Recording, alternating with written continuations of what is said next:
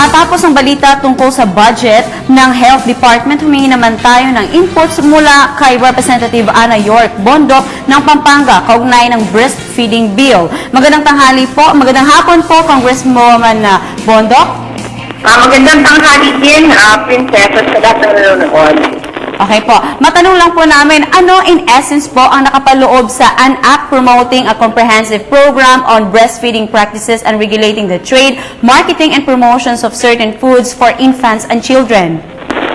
Ito po ang tinatawag po natin popular na tinatawag na Milk Code Part 2. Kasi po, yung Milk Code Part 1, yun po ang ginawa po noong 1986, panahon pa po ni dating President Cory Aquino. And we are seeking po to modernize ito pong mga rules and regulations regarding the marketing po ng formula milk. Okay. Magkakasama pong nagpahayag ng alarm ang Department of Health at mga ahensya ng United Nations sa bill na ito. Sapagkat umano ay binabaligtad nito ang dating batas na nagpoprotekta sa mga consumers mula sa agresibong pagsusulong ng formula milk at sa mga di makatotohanang advertisements. Ano po ang inyong masasabi tungkol dito? Sangayon po ako sa alarma nila kasi po, apat po ang bills na final regarding this topic.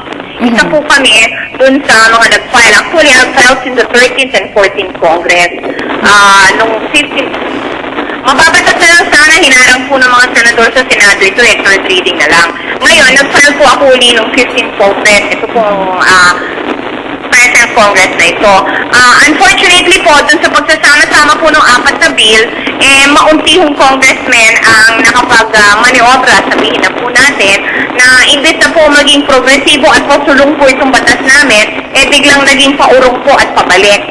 So, nagalit po ang Department of Health, ako rin, at saka yung mga, halos 30 po yung co-authors ko nagalit, sina Lucy Torres and Lani Mercado, na kasama po namin din na nag-file din sila ng kanilang bill na pasulong din, nagalit din nung hearing at tinatanong nga bakit biglang lumabas po na paatras at pabaliktad po yung ating bill.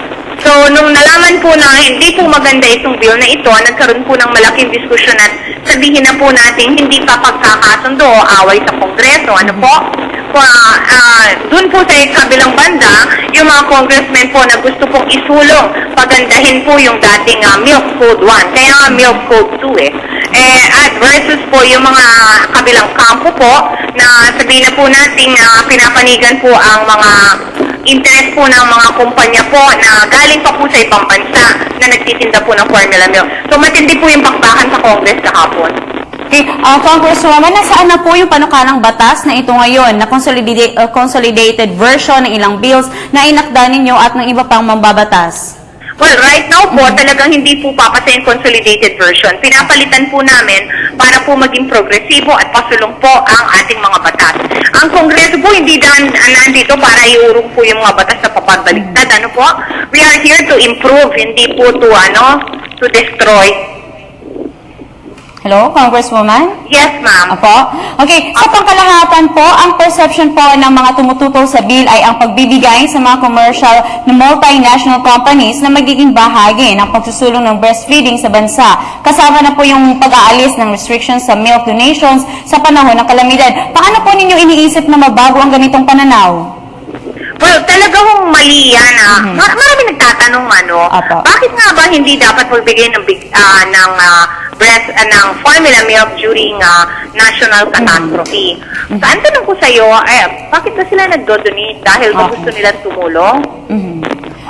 Nag-donate po yung mga kumpanyang yan dahil gusto po nila na yung mga dati pong nagbe-breastfeeding, kasi po libre yung gatas, akala nung mga nanay po na hindi masyado nakapag-aral na nakakatulong ito, so bigla po nilang painumin po yung mga anak nila ng formula milk. Ngayon po, after 2 weeks, sabihin na natin, tapos na yung libreng sakol, ano po, matutuyuan na po ng milk ang mga nanay. Nabibilitan po sila sa susunod, hindi na po sila makapag-breastfeed. Bibili na lang po ng bibili. So, ito sa form po of enticing itong donation. So, ayaw na ayaw po namin ito.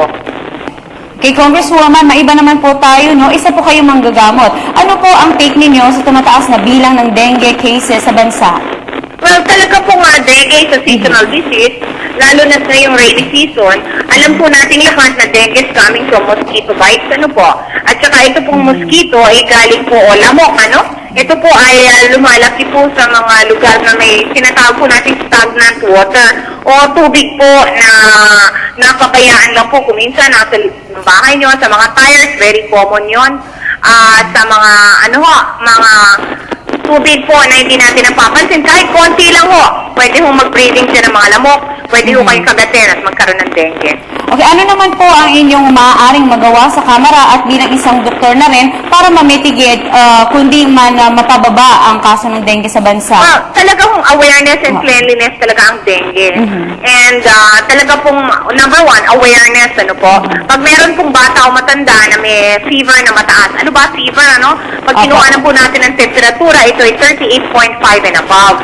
Pag nagtatagal ho, mga 1 to 2 days, hindi po bumababa ang lagnat, dapat pong dalhin na po sa hospital. There is an instant dengue test para po malaman na natin. Again, cleanliness.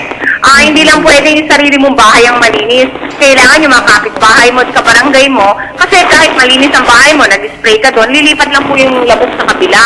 So, kailangan po, it should be a group effort po ng kalinisan. Okay, huling katanungan na lang po, Congresswoman. Nagkaroon na po ng budget deliberation sa Kamara. Ayon sa inyong pagkakaalam at sa inyong tingin, ano-ano po ang mga priorities na kailangan gastusan ng DOH? Well, ako po, I'm one of the Vice Chairman of Appropriations, And I'm on my Senior Vice Chairman po ako. Definitely, ang kailangan pong paggastusan ng ating DOH, I would agree po sa kanilang thrust ngayon regarding infrastructure po ng mga public hospitals, tsaka yung kanila pong distribution of PhilHealth, maganda po yun, Pero, I also would request po sa kanila na huwag pong magbibitaw sa mga tawag natin pong preventable diseases. Yun po yung mga diseases caused by smoking, at iba pong mga ganoon, drinking, drunken driving po. Kailangan tuloy-tuloy po yung awareness campaigns natin dito. Okay, maraming salamat po sa inyong panahon, Congresswoman Bondok ng Pampanga. Maraming salamat po. Take care.